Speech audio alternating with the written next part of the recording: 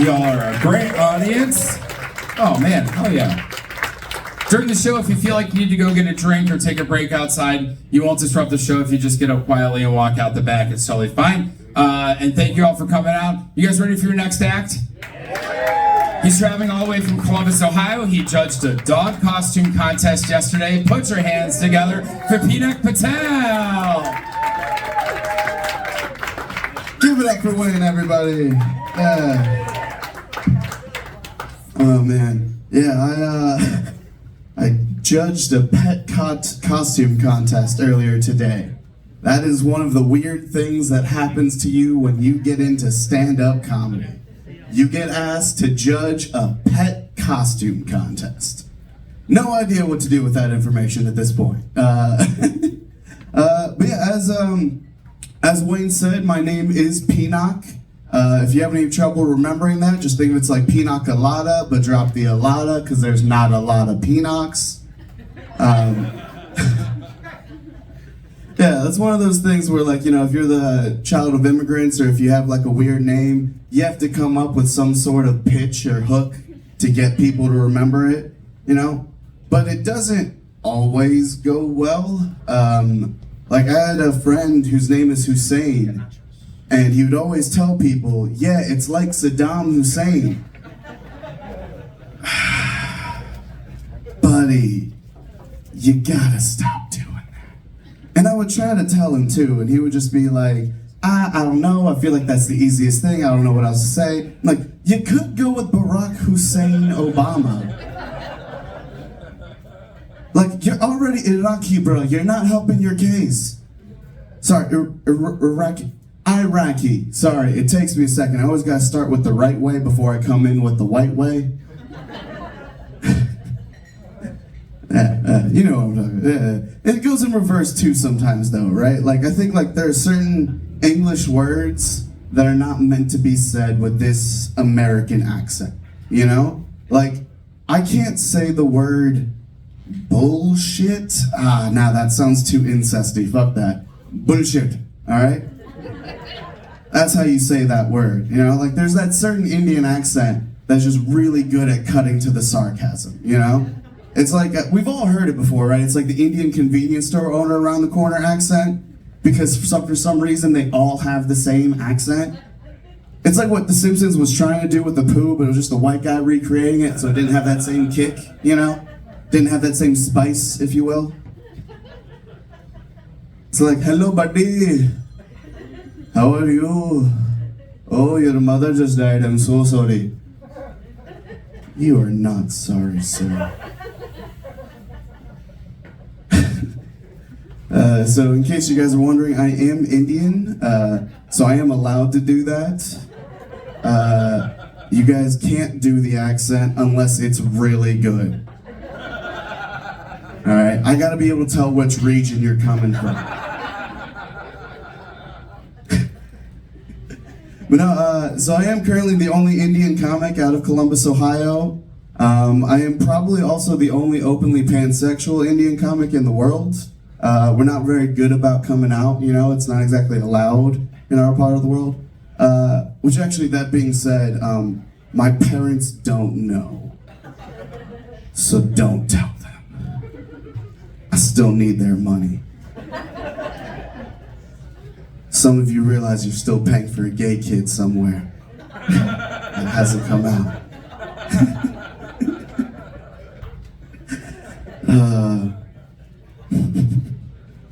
You guys, I don't know if you've ever experienced this, but when you're like medium fat and you go to a grocery store, people immediately have to look at your cart to see what value judgment they should make about you.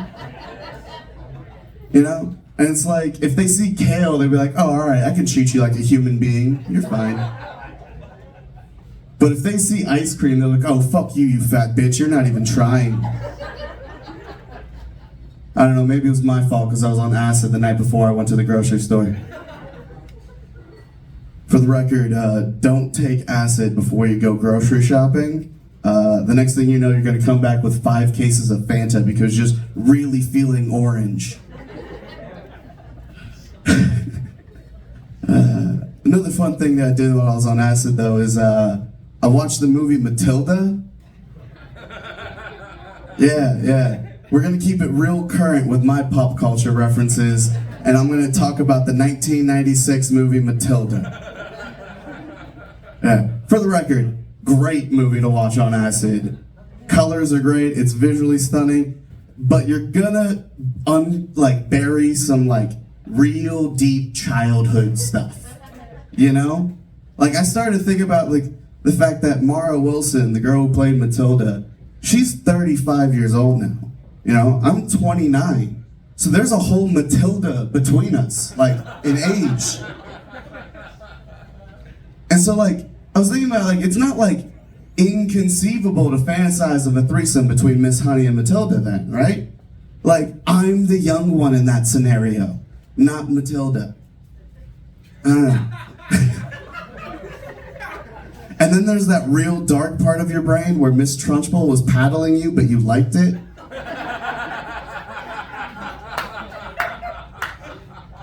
But we don't talk about that part. All I'm saying is I feel like you could trace a lot of modern YouTube and porn culture to Matilda, all right? The stepmom, stepdaughter porn, that's Miss Honey and Matilda, all right there. And then you got the Miss Trunchbull. There's no way somebody didn't get into whipping because of Miss Trunchbull, you know? She literally uses a BDSM leather horse whip. There's no way that didn't happen. And then you got mukbangs with that Brian kid eating the chocolate cake. It all started with Matilda. Man. So I am still very insecure about the way I look. I know I currently look like the cult leader that white women cheat on their husbands with. Or the LGBTQ representative of Al-Qaeda. Which, I don't know if you guys know this, I know Pride Month was a little while ago now, but Al-Qaeda did celebrate Pride this year. Yeah, they did, they did change their name to Al-Qaeda for the month. So I hope you guys respected their pronouns. Although I just realized Al-Qaeda sounds like a super South Florida person saying alligator. Hey, look out for the alligator over there. Is he talking about a person or an alligator? Oh no, it's an alligator in a rainbow suicide vest. Never mind, it was just a glitter bomb, we're okay.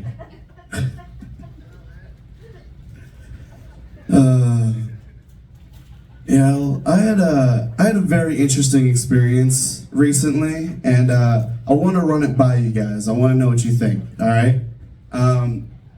So I started to go down on this woman. I know, great place to start a story. So I started to go down on this woman, and she looked down at me and was just like, hey, can you bite it? Right? I didn't know what to say. But she started the question by saying, don't judge me. So now if I say anything, I'm kink shaming, right? So I don't know, we've all heard of eating pussy, but have you ever been asked to eat the pussy? I just didn't know what else to do, so I had to be like a vegetarian vampire and bite the pussy. For the record, that's what I think vegetarian vampires should be. All right, we need that story out there somewhere. Because they tried to say in Twilight that they were vegetarians because they drank the animal blood. And they still killed the animals. No, that's not being a vegetarian. No, if you want to be a vegetarian vampire, you gotta drink human blood without killing humans. So what they should have done is gone down on women on their periods.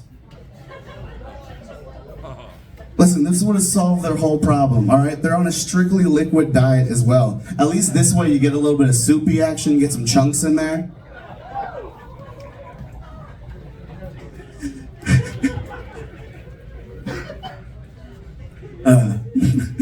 Sorry, I am also getting over a bit of a cold. Don't worry, it's just a cold. It's not, it's okay, it's not even real, it's just for this bit. No, but I'm at that point where I have that sore throat where it just feels like I got really badly throat fucked the other night, you know? You know what I'm talking about. Yeah. Yes, I got the light, so that means I should wrap it up and get back to door dashing soon.